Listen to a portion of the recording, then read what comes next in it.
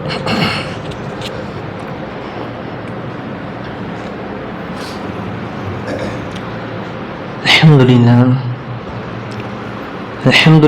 Rabbil Alameen Wassalatu wassalamu ala Rasulihil Kareem wa ala alihi wa barik wa sallim.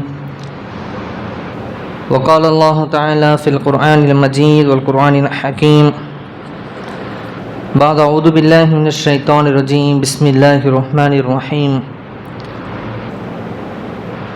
Inna yawmal fasli kana miqata yawma yunfakhu fis suri fata'tuna afwaja wa futihatis samaa'u fakanat abwaba wa suyiratil jibalu fakanat sharaba inna jahannama kanat mirsada. Sadaqallahul aliyyul azim. புகழும் புகழ்ச்சியும் ஏகவல்லோனாகிய அல்லாஹ்விற்கு மட்டுமே உரித்தாகட்டுமாக. மேலும் சாந்தியும் சமாதானமும் நம்முடைய தூதர் முஹம்மது ஸல்லல்லாஹு அலைஹி வஸல்லம் அவர்களின் மீதும் அவருடைய குடும்பத்தாரின் மீதும் சத்திய சஹாபாக்களின் மீதும் இங்கு குளிமேறிக்கூடிய நம் அனைவரின் மீதும் ஒட்டுமொத்த உம்மத்தார்கள் அனைவரின் மீதும் அல்லாஹ்வுடைய சாந்தியும் சமாதானமும் என்றென்றும் நின்று நிலவட்டுமாக என கூறி என் சலாத்தை கூறி என் உரை ஆரம்பம் செய்கிறேன். அஸ்ஸலாமு அலைக்கும் வரஹ்மத்துல்லாஹி தஆலா வபரகாத்துஹு. கண்ணியமிக்க அல்லாஹ்வின் நல்லடியார்களே, இந்த உலகில் வாழக்கூடிய மனிதர்கள், ஒவ்வொரு மனிதனுக்கும் ஒரு அச்சம் இருக்கும். நாளை என்ன நடக்கும், உலக அரசியல் என்னவாக மாறும், என்னுடைய நிலை என்ன, நான் சேகரித்தவை சம்பாதித்து கொண்டிருப்பவை நிலையாக இருக்குமா இருக்காதா ஏற்பன போன அச்சங்கள் பொதுவாக மனிதர்களிடத்தில் நிலவும்.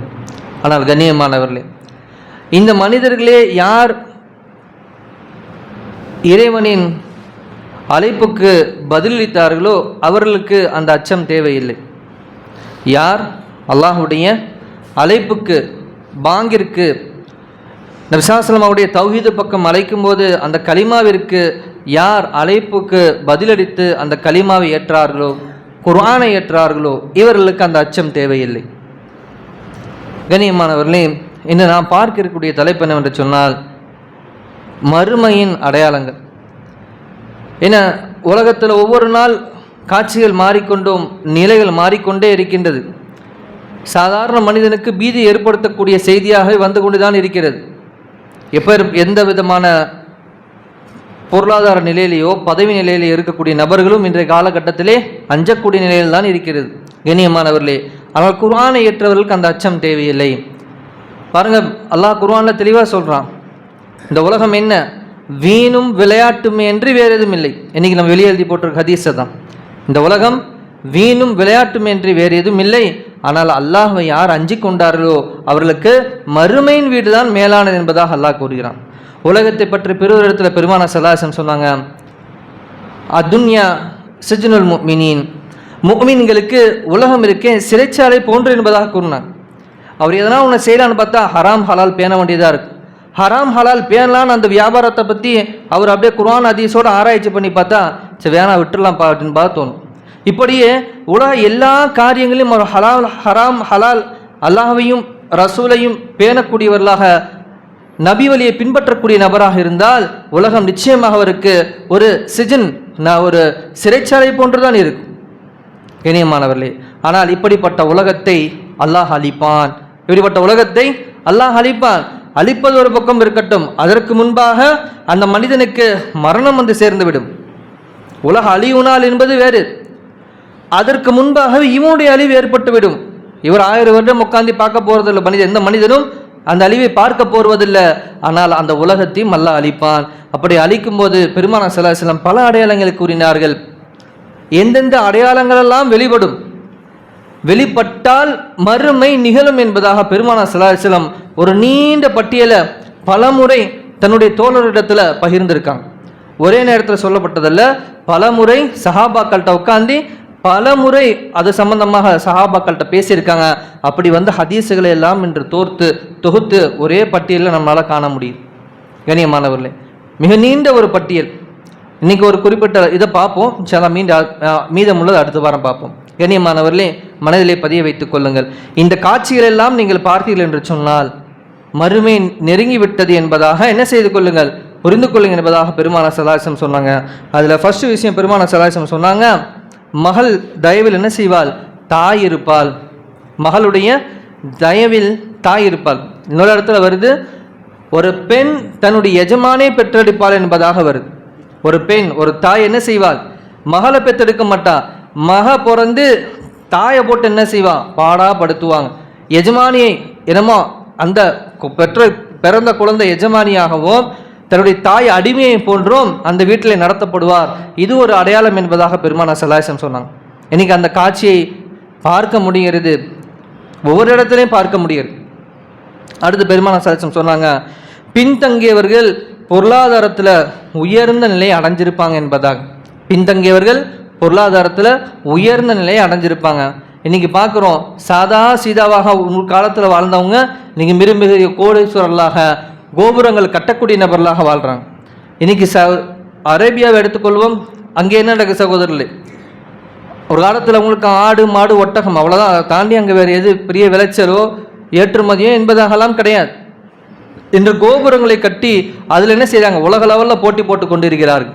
சொன்னாங்க பெருமானார் ஸல்லல்லாஹு அலைஹி வஸல்லம், பொருளாதாரத்தில் பின்தங்கியவர்கள் கோபுரங்கள் குடிசைகளை கட்டுவதை நீங்கள் பார்ப்பீர்கள். அடுத்து சொன்னாங்க, குடிசையெல்லாம் கோபுரமாகும், குடிசையெல்லாம் கோபுரமாகும். பெருமானார் ஸல்லல்லாஹு அலைஹி வஸல்லம் சொன்னாங்க, அதாவது அந்த காலகட்டத்தில் மக்கள்கிட்ட பணம் பெருகி போய் ஒரு மனிதர் வெளியே போய் ஜக்காத்து கொடுக்கலான்னு பார்த்தா ஜக்காத்து பெறுவதற்கு தகுதியான நபர்கள் அந்த இடத்துல இருக்க மாட்டாங்க என்பதாக பெருமானார் ஸல்லல்லாஹு அலைஹி வஸல்லம் சொன்னாங்க. இப்படி சகோதரே, ஜக்காத்தை பெறுவதற்கான மக்கள் இருக்க மாட்டாங்க. இன்னைக்கு சவுதியில் அந்த மாதிரி ஒரு நிலை கிட்டத்தட்ட நம்மளால் பார்க்க முடியுது. நம்ம நாட்டு நிலை வேற. ஆனால் நபி ஸல்லல்லாஹு அலைஹி வஸல்லம் எந்த மண்ணின் மீது இருந்து சொன்னார்களோ அது இங்கே பார்க்க முடியுது. ஜக்காத்தை வாங்குவதற்கு என்ன சகோதரர்களே, அங்கே ஜக்காத்தை வாங்குவதற்கு கூட அங்கே என்ன செய்ய ஆள் இல்லாத ஒரு சூழ்நிலை இன்னைக்கு பெரும்பாலான இடத்துல பார்க்க முடியுது. அதாவது இன்னும் பெருமானார் ஸல்லல்லாஹு அலைஹி வஸல்லம் சொன்னாங்க, ஒரு மனிதனுக்கு 100 தங்க காசை கொடுத்தாலும், மறுமை நெருக்கத்தில் 100 தங்க காசை கொடுத்தாலும் அதை கொண்டு அவர் பொருந்தி கொள்ள மாட்டார். பொருந்தி கொள்ள மாட்டார் என்றால் அவருக்கு அது பத்தாது. அதை விட அவருடைய ஆசை, அதை விட அவருடைய தேவை அப்பொழுதைக்கு அந்த மறுமை நெருக்கத்தில் ஒரு மனிதனுக்கு இருக்கும் என்பதாக சொன்னாங்க. என்ன சகோதரர், மறுமை நெருக்கத்தில் அவருடைய தேட்டம், அதாவது அந்த ஆசை இருக்குது. 100 தங்க காசு இல்லை, 1000 தங்க காசு கொடுத்தாலும் அவருக்கு பத்தாது என்பதாக பெருமானார் ஸல்லல்லாஹு அலைஹி வஸல்லம் சொன்னாங்க. அடுத்து பெருமானார் ஸல்லல்லாஹு அலைஹி வஸல்லம் சொன்னாங்க, விபச்சாரமும் மது பழக்கம் என்ன செய்யும், பெருகி வலியும் மறுமை நெருக்கத்தில் என்பதாக. இந்த ரெண்டும் இன்னைக்கு உலகத்தில் எவ்வளோ பெரிய ஃபித்னாக்களை உருவாக்குது என்பதாக நம்ம பார்க்க முடியுது. கவர்மெண்ட்டே ஊற்றி கொடுக்குறாங்க, கவர்மெண்ட்டே குடிப்பா நல்லா குடி, என்ன செய்யாதா அரசியல் பக்கமோ இந்த எல்லாம் கேள்வி கேட்டுட்டு வந்துடாது, நல்லா குடி, ரேட்டை இறக்கிடலாம் அன்மானம், என்ன செய்ய, ஆனால் வெளியே மட்டும் வந்துடாது என்பதாக. சகோதரி, இன்னைக்கு இந்த கவர்மெண்ட்டே எடுத்து நடத்தலாம். என்ன கொடுமை என்ன தெரியுமா, பள்ளி குழந்தைகள் 8வது 10வது 12வது படிக்கிற பிள்ளைங்கள்லாம் அதற்கு அடிமையாகிவிட்ட செய்திகளை நம்ம ஊரில் நம்ம பார்க்க முடியுது. எவ்வளோ ஒரு மோசமான இல்லை. சொன்னார்கள் பெருமானார் ஸல்லல்லாஹு அலைஹி வஸல்லம், இந்த மது பழக்கம் இப்படி கவர்மெண்ட்டே நடத்துறது இருக்குது, இதெல்லாம் மறுமையின் அடையாளம் என்பதாக சொன்னான். அப்போ உலகம் சீக்கிரம் அழிய போகுது, அவ்வளவுதான். ஒருத்தர் நல்லா இருப்பாங்க உலகத்தில், இன்னொருத்தருக்கு அவருக்கு நேரங்காலமே சரியில்லாமல் தொட்டதெல்லாம் விளங்காமல் இருக்கும். உடனே இவர் அவரை பார்த்து என்ன செய்ய தேவையில்ல, அல்லது நல்லா இருக்கவர் நல்லா இல்லாத பார்த்து என்ன பாவம் பண்ணு நினைக்க தேவையில்ல. அழிவை நோக்கி உலகம் செல்கிறது, அழிவை நோக்கி உலகம் சென்று கொண்டிருக்கிறது. அடுத்து பெருமானார் ஸல்லல்லாஹு அலைஹி வஸல்லம் சொன்னாங்க, மறுமையின் அடையாளமாக 5வதாக சொன்னாங்க, தகுதியற்றவரிடம் பொறுப்பு கொடுக்கப்படும். உலகத்திலையும் செய்தோம்ல, தகுதி அற்றவரிடம் பொறுப்பு கொடுக்கப்படும். இன்னைக்கு இருக்கக்கூடிய ஆட்சியாளர்களை நம்மளால் பார்க்க முடியுது. டீயாத்தின ஒருத்தர் இந்த நாட்டில் பிரதமர் ஆக முடியும்னா அது இந்தியாவில் மட்டும்தான் முடியும். வரல படிச்சிருக்காரா, உங்கள் இங்கே விவோ போஸ்ட்டுக்கு போகணுன்னா எத்தனை படிப்பு வேணும்? ஒரு கிளர்க்குக்கு என்னென்ன இப்போ குறைஞ்சபட்சம் ஒரு தகுதி இருக்குது அல்லவா? ஒரு ஸ்கூலுக்கு பாடம் எடுக்க போகணும் சும்மா முடியுமா? ஒரு காலேஜ் லெக்சராக போகணும் சும்மா எடுக்க முடியுமா? ஆனால் பாருங்கள், இந்த நாட்டையே ஒரு நபரை ஒப்படைச்சாச்சு கையில். ஆனால் அவர் என்னடான்னு கேட்டால் எந்த படிப்பறிவும் இல்லாதவர். அவருக்கு ஒரு சர்டிஃபிகேட் நடுவில் அடித்தாங்க, அதுவும் போலி என்பதாக கண்டுபிடிக்கப்பட்டுருச்சு. அதுவும் அந்த ஃபாண்ட்டில் அடிச்சிருக்காங்க. அந்த ஃபாண்ட் இவங்க சொன்ன வருஷத்திலே கண்டுபிடிக்கல, அதுலேருந்து 5 வருஷம் கழிச்சு தான் இப்போ அந்த பாயிண்ட்டை வந்துச்சு, நான் அதையும் கண்டுபிடிச்சிருக்கேன். நான் சொல்கிறது புரியுன்னு நினைக்கிறேன். கண்ணியமானவர்களே, தகுதியற்றவரிடம் ஆட்சியில் என்ன செய்ய முடியும்? ஒப்படைக்கப்படும். அப்படி ஒரு தகுதியற்ற கொள்ளையடிக்கக்கூடிய தன்னுடைய குடும்பத்துக்காக தன்னுடைய இனத்துக்காக மட்டுமே ஆட்சிக்கு வந்து அதை எப்படி மேம்படுத்துவது என்று சிந்திக்கக்கூடிய ஆட்சியாளர்கள் கையில் ஒப்படைக்கக்கூடிய தினம் பார்க்குறீங்க நீங்கள் சொன்னால் மறுமையை நீங்கள் எதிர்பாருங்கள். மறுமைக்கு நெருக்கமான காலகட்டத்தில் தான் இப்படி நடக்கும் என்பதாக பெருமானார் ஸல்லல்லாஹு சொன்னாங்க. அடுத்து 6வது சொன்னாங்க, பாலைவனங்கள் சோலைவனங்களாக ஆகும் என்பதாக. இன்னும் அரபு தேசத்தில் நதிகள் ஓடும். அரபு தேசத்தில் சகோதரர்களே நதிகள் ஓடும். பாலைவனத்தில் நீங்கள் அந்த பசையல் இருக்கிறத பார்க்கவே முடியாது. ஆனால் நாம் உம்ரா போன நேரத்தில் பார்த்தோம், மலைகள்லாம் அப்படியே பச்சை பச்சையாக தெரியும். ஒரு புல் நல்லா ஒரு அடிக்கு உயர்ந்து அந்த காற்றுல எப்படி அசைறதை பார்த்தோம். இது பாலைவனம் தானா என்பதாக நமக்கே ஆச்சரியமாக இருந்துச்சு. அப்புறமேல அதுக்கு ஒரு விளக்கத்தை கொடுத்து எல்லாம் வீடியோ போட்டுட்டு இருக்காங்க. என்ன, ஒரு காலகட்டத்தில் இதெல்லாம் கடலில் இருந்த இடம், நதிகள் ஓடிய இடம் வத்திருச்சு, இப்போ மறுபடியும் அந்த இடத்துல எல்லாம் வரத்துக்கு பார்க்குது என்பதாக அதுக்கு ஒரு விளக்கத்தை கொடுக்குறாங்க. அப்போ என்ன சகோதரர்களே, அரபுகளுக்கு மிகப்பெரிய ஒரு ஆசை இருக்கு. இந்த நதி ஓடுறது, இந்த ஆறு ஓடுறதுலாம் இருக்கே, அதை பார்க்கறதுல அவங்களுக்கு ஒரு அலாத பிரியும். ஏன்னா அப்படி அவங்க தேசத்தில் ஒன்று கிடையாது. அரபுகள் அதில் மிகப்பெரிய ஆசை கொண்டவர்கள் தான். அதனால தான் பார்த்தீங்கன்னா லீவ் எடுத்துகிட்டு ஸ்பெயினுக்கு போயிடுவாங்க. அதிகம் ஸ்பெயின், லண்டன், ஃப்ரான்ஸு அப்படியே அங்கே கிளம்பிடுவாங்க. போய் எல்லாம் சுற்றி பார்த்துட்டு பச்சை பசேர் இருக்கிறத பார்த்துட்டு வர்றது. ஆனால் சகோதரர் சொன்னாங்க பெருமானார் ஸல்லல்லாஹு அலைஹி வஸல்லம், நீ அங்கெல்லாம் தேடி போக தேவையில்லை, இங்கே உருவாகும், ஆனால் அது மறுமையின் அடையாளம் என்பதாக பெருமானார் ஸல்லல்லாஹு அலைஹி வஸல்லம் சொன்னாங்க. அடுத்து சொன்னாங்க பெருமானார் ஸல்லல்லாஹு அலைஹி வஸல்லம், காலங்கள் சுருங்கும் என்பதாக கூறினாங்க. காலங்கள் சுருங்கும் எப்படி சகோதரே, முந்தைய காலத்தில் நம்ம இன்னைக்கு இந்த வருடம் வந்து என்ன மாதமாக சுருங்குமா, மாதங்கள் வாரமாக சுருங்கும், வாரங்கள் நாட்களாக சுருங்கும், நாட்கள் மணி நேரங்களாக சுருங்கும், மணி நேரங்கள் நிமிடங்களாக சுருங்கும், நிமிடங்கள் நொடிகளாக சுருங்கும். இப்படி காலத்துடைய சுருக்கம் இருக்கும். இன்னைக்கு நம்ம வாழ்ந்துட்டு இருக்கக்கூடிய காலகட்டம் இருக்க சகோதரர்களே, உண்மையாக நம்ம வாழ்க்கையே வாழல. ஆச்சரியமாக இருக்கு. ஜும்மா அடுத்த ஜும்மா வந்துருச்சுங்க. இங்கே வந்து எத்தனை வருஷம் ஆகி போச்சுங்க. நான் இந்த வியாபாரத்தை ஆரம்பிச்சேங்க, இத்தனை வருஷம் ஆகி போச்சுங்க. என் பொண்ணை கட்டி கொடுத்தங்க, இத்தனை வருஷம் ஆச்சுங்க. சகோதரர்களே, மிக சுருக்கமான ஒரு காலகட்டத்தில் வாழ்கிறோம். ஆனால் இங்கே நம்ம ஒன்றை யோசிக்கணும். அப்போ அந்த காலகட்டத்தில் அப்போ இரவு முழுக்க அமல் செய்வதற்கே அப்போ சில மணி நேரங்கள் நம்ம உட்கார்றது தான். இதெல்லாம் நாம் புரிந்து இறை நெருக்கத்தின் பக்கமாக நம்ம திரும்புறதுக்கு முயற்சி செஞ்சோம்னு சொன்னால் சகோதரர்களே, ரெண்டாக பெற்றுக்கொள்ளலாம். அப்போ இந்த மணி நேரங்கள் காலங்கள் சுருங்குவதற்கு சகோதரர்களே இன்றைக்கி நம்மளால் பார்க்க முடியுது. எவ்வளோ சுருக்கமாயிடுச்சு காலம், எவ்வளவு சுருங்கி விட்டது என்பது எல்லாருக்கும் தெரியும். கொஞ்சம் பெரியவங்கள்ட்ட சின்னவங்களை கேட்டுட்டா தெரிஞ்சிடும். அந்த காலத்தில் அவங்களாம் விவசாயத்துக்கு போனவங்களுக்கு போயிட்டு கூட வந்துடுவாங்களா 11:30 மணி தாண்டி இருக்காதுங்கிறாங்க.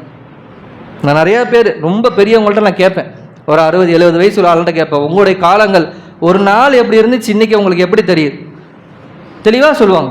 நேரமே போகாது, நாங்கள் மணியை பார்த்துக்கிட்டே இருப்போம். ஆனால் இன்றைக்கி என்னடானா அப்படி மணியை திரும்பிட்டு இப்படி பார்த்தா அடுத்த பொழுதே வந்துடுது.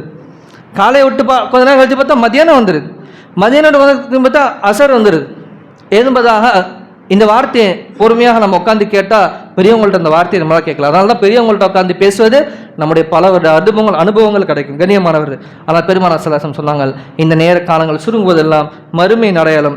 அடுத்து பெருமானார் ஸல்லல்லாஹு அலைஹி வஸல்லம் சொன்னாங்க, கொலைகள் பெருகும். எதுக்கு கொலை பண்ணானே உனக்கு தெரியாது, ஆனால் கொலை பண்ணிடுறோம். கொலைகள் பெருகி வலியும். இன்னைக்கு நியூஸ் பேப்பரை நீங்கள் எடுத்து பாருங்கள், இதை நியூஸ் சேனலை ஓப்பன் பண்ணி பாருங்கள், பலி பலி பலி பலி எண்ணிக்கை, உயிரிழப்பு, இது மட்டும்தான். செய்தியை படித்து ஒரு கட்டத்தில் எப்படியா இருந்தா எதுக்கடா அந்த செய்தியை படிக்கணும், ஏன்டா கேட்குறோன்ற ஆயிரும். ஏன் நம்ம பார்க்கணும் என்பதாக நமக்கே சிந்தனை ஊன்றும் அளவுக்கு அதோடைய விஷயங்கள் கொலைகள் பெருகி வலியும் என்பதாக சொன்னார்கள். அடுத்த பெருமானார் ஸல்லல்லாஹு அலைஹி வஸல்லம் 9வது அடையாளம் சொன்னாங்க, நில அதிர்வுகளும் பூகம்பமும் அதிகமாக ஏற்படும் என்பதாக. நில அதிர்வுகளும் பூகம்பமும் அதிகமாக ஏற்படும். சதுலை அதெல்லாம் எவ்வளோ, அந்த நில அதிர்வுக்கே நம்மலாம் சமீபத்தில் தான் சில நேரங்களில் சில இடத்துல உணர முடிஞ்சிச்சு. இப்போ கூட இப்போ நம்ம சுனாமியே வரப்போ வந்தாலும் வந்துடும் அப்படின்னாங்க. இந்த புயல் பேஞ்சிக்கிட்டு இருக்க நேரத்தில் என்னப்பான்னா எங்கேயோ இருக்க நிலத்தட்டு உரசுது, அப்படியே எல்லா பக்கமும் அதிர போகுது என்பதாக அதிகமாக நீங்கள் டெய்லியுமே நடந்துக்கிட்டு இருக்கு. ஏதோ இன்னைக்கு நம்ம தமிழ்நாட்டில் நல்லா இருக்கும் என்பதாக இல்லை, ஏதோ ஒரு இடத்துல ஆனால் பூகம்பம் நடந்து கொண்டே இருக்குது. இது ஒரு வெப்சைட்டே இருக்குது, அங்கே போய் பார்த்தீங்கன்னா தெரிஞ்சிடும். நேற்று மட்டும் உலகத்தில் எந்த அளவுக்கு எங்கெங்கெல்லாம் பூகம்பம் ஏற்பட்டுச்சு, போன வாரத்துடைய கணக்கெடுப்பு என்ன, மிக அதிகமாக சகோதரியை பார்க்க முடியுது. என்ன பெருமானார் ஸல்லல்லாஹு அலைஹி வஸல்லம் துல்லியமாக சொன்னாங்க, ஜசீரத்துல் அரபுல 3 பூகம்பம் ஏற்படுமா மறுமை நெருக்கத்தில். அரபு தேசத்திலேயே 3 புகம் மேற்படும் பெருமானார் ஸல்லல்லாஹு அலைஹி வஸல்லம் சொன்னாங்க. அடுத்து 10வதாக பெருமானார் ஸல்லல்லாஹு அலைஹி வஸல்லம் சொன்னார்கள், பள்ளிவாசல்களை வைத்து என்ன செய்யும் சொல்ல பெருமை அடித்துக் கொள்வார்கள். மறுமை நெருக்கத்தில் உள்ளவர்கள் பள்ளிவாசலை கட்டி விடுவார்கள். கட்டி விட்டு என்ன செய்வாங்க, அதை விட நாங்கள் சூப்பராக பண்ணியிருக்கோம்ப்பா, எங்கள் ஊரில் கொஞ்சம் கொஞ்சம் பாருங்கள் என்பதாக அமல்களில் என்ன செய்யாது, மக்களோ ஆளோ இருக்க மாட்டாங்க. அமல்களை கொண்டு பள்ளி அலங்கரிக்கப்படாது, ஆனால் பள்ளிகள் அலங்கரிக்கப்பட்டிருக்கோம். இது பள்ளிகள் அலங்கரிப்பதை வைத்து பெருமை கொண்டு கொண்டிருப்பார்கள். இதுவும் மறுமை நெருக்கத்தின் அடையாளம் என்பதாக சொன்னார்கள். அடுத்து 11வதாக பெருமானார் ஸல்லல்லாஹு அலைஹி வஸல்லம் சொன்னாருங்க, கடை வீதிகள் கடைகள் எல்லாம் அப்படி நெருக்கமாக இருக்கும். கடை வீதிகள் கடைகள் எல்லாம் நெருக்கமாக இருக்கும். அடுத்து பெருமானார் ஸல்லல்லாஹு அலைஹி வஸல்லம் சொன்னாங்க, 12வதாக பெண்களின் எண்ணிக்கை அதிகரிக்கும். பெண்களின் எண்ணிக்கை அதிகரிக்கும். அந்த அளவுக்கு என்று சொன்னால் ஒரு ஆணுக்கு பின்னாடி 40 பெண்கள் ஓடுவார்களாம். 40 பெண்கள் ஓடுவார்களாம். அந்த ஆண் அவன் பயந்துக்கிட்டு ஓடுவான் என்பதாக இப்படி பெண்களுடைய எண்ணிக்கை அதிகரிக்கும். பெண்களுடைய எண்ணிக்கை அதிகரிச்சிருச்சுனாலே சாதாரண ஃபித்னா உருவாயிரும். ஏன்னா அந்த பெண்ணுக்கு ஒரு ஆண் தேவை தானே பாருங்க. ஆனால் இங்கே தான் இஸ்லாமுடைய சொல்யூஷன் என்ன, 4 கல்யாணம் பண்ணிக்கிறாங்க இஸ்லாத்தில். இதெல்லாம் ஒரு கேள்வி சகோதரர்களே. மேலை நாடுகளில் இந்த திருமணம் ஒருத்தவங்க தான் கணக்கு அப்படிங்கிறத வச்சுருக்காங்க.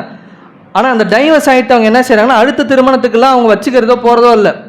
லிவிங் டுகெதர் என்பதாக 7 பேர் 8 பேர், ஒரு ஆண் எத்தனை பேர் வருமானம், ஒரு பெண் எத்தனை பேர் வருமானம், பலவிதமான ஃபித்னா உருவாகுது.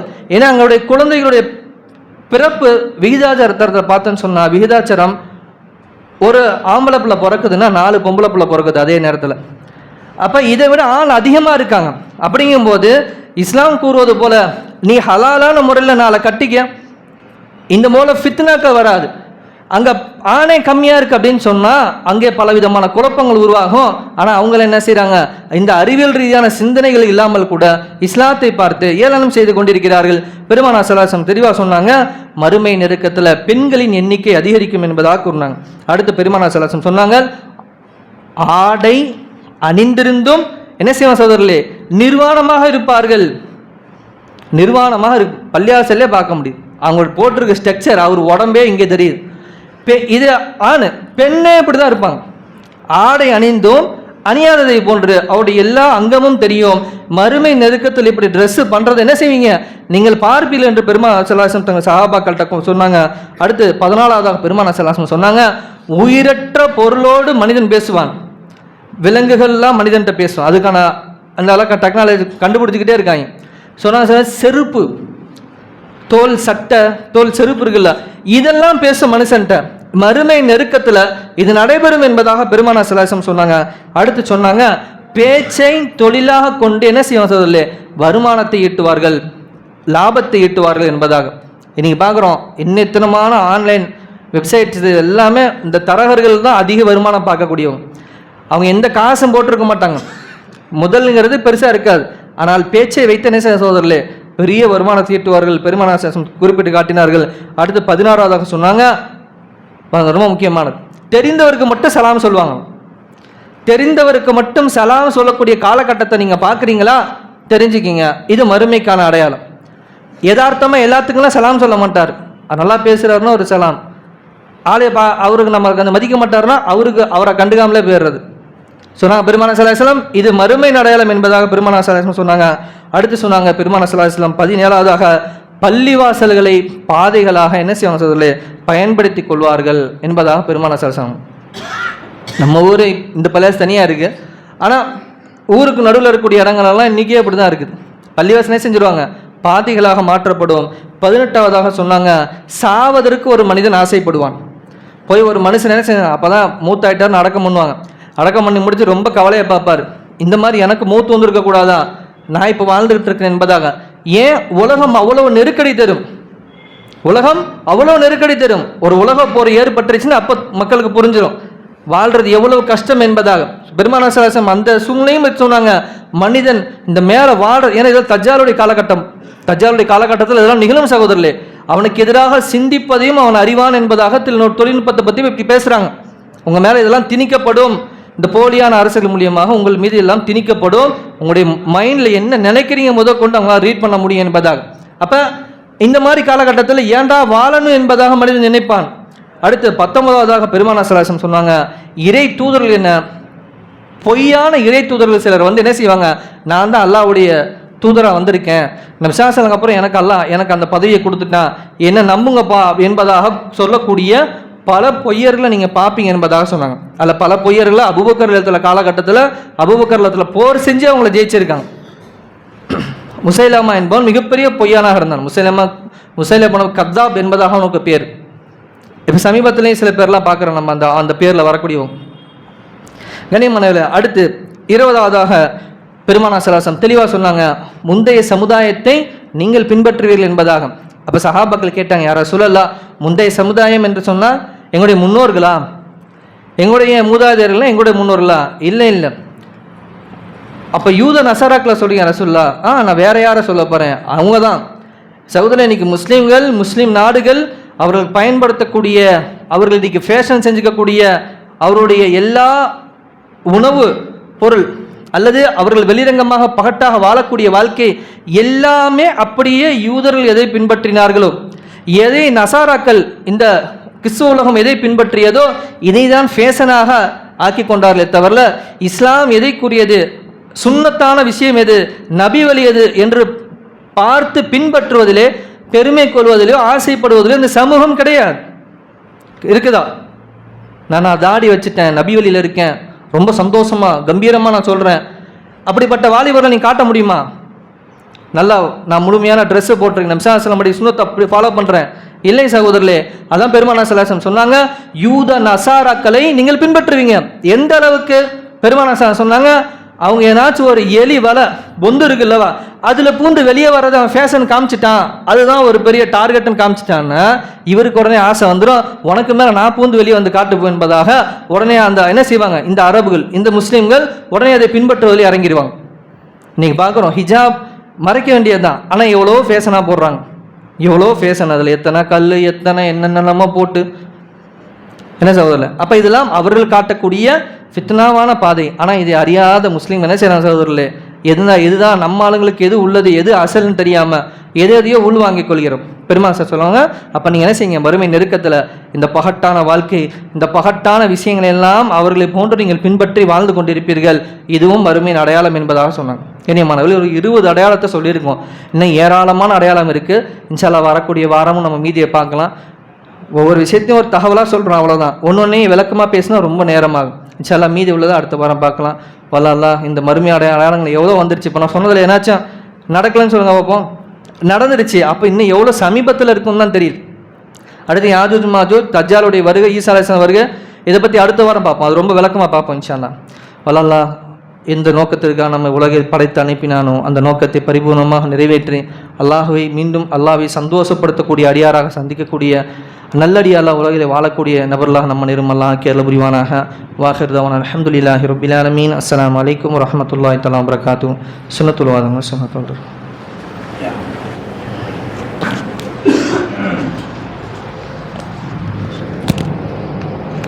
अगर तुम गौर से मेरे नबी की नात सुन लोगे, अगर तुम गौर से मेरे नबी की नात सुन लोगे, मेरा दावा है तुम गाना बजाना